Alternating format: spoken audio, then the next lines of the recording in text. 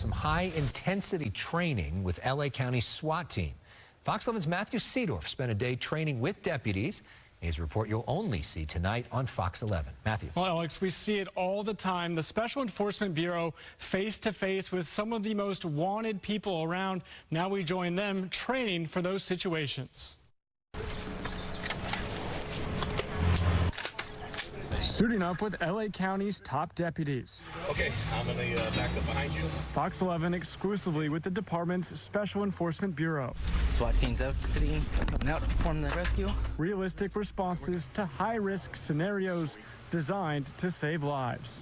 Sheriff's Department, we're here to get you out. Come on, let's go. It's not a hashtag that we put on our Instagram site. Saving lives is our priority. An officer responding to a domestic violence. Shots were fired from inside the house. Officer is wounded in the front seat of his vehicle. Simulating an injured officer inside a patrol car. So they're going to bring armor in, completely cut off his access and view to where the wounded officer is at. This is what a shooter would see. They can't see anything. They can't see rescue personnel. They can no longer see the injured deputy. Bearcats used like moving bulletproof curtains. We're good. Moving up to the down officer.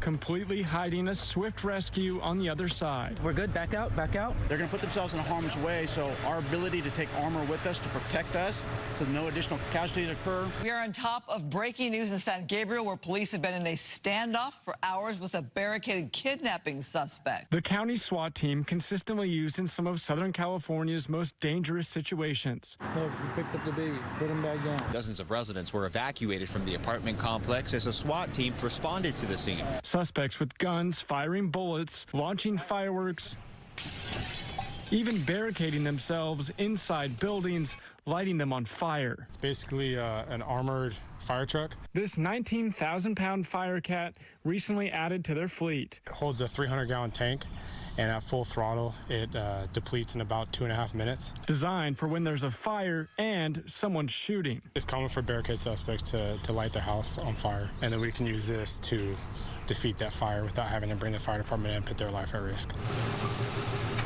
The location across the street is going to have 3 occupants that need to be evacuated. Sheriff's Department, we're ready to get you out. Let's go. The trained team also rescues civilians. They'll put themselves in front of any hostile act for you and get you to safety. All right, come on in. Right now I'm getting evacuated. There's a simulated shooter across the street. Now I'm safe inside the armored truck. Last one. Moving. Much safer in here. Yeah, it is. Definitely. Bulletproof.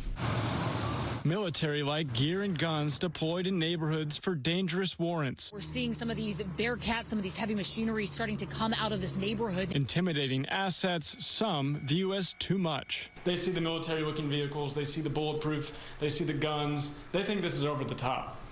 People think it's over the top until they're on that side of the equation, and then it's not enough.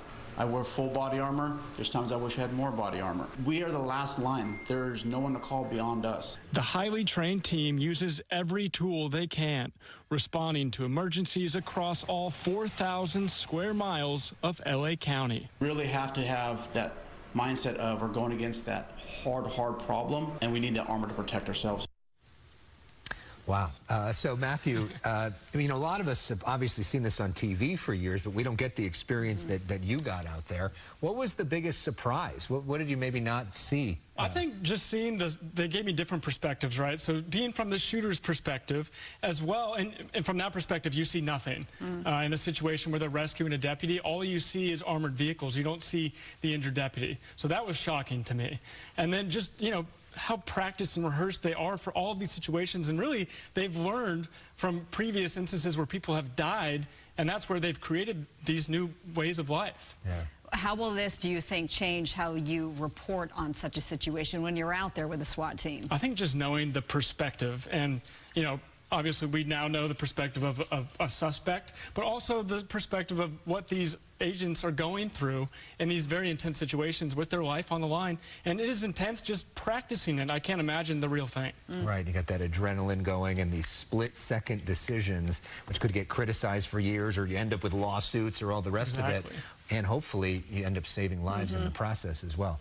Really interesting. Great work out there, Matthew. Yeah, Thank you. You and photographer Sam Dubin Yes. out there Great as job. well. Okay. Thank Thank you so much.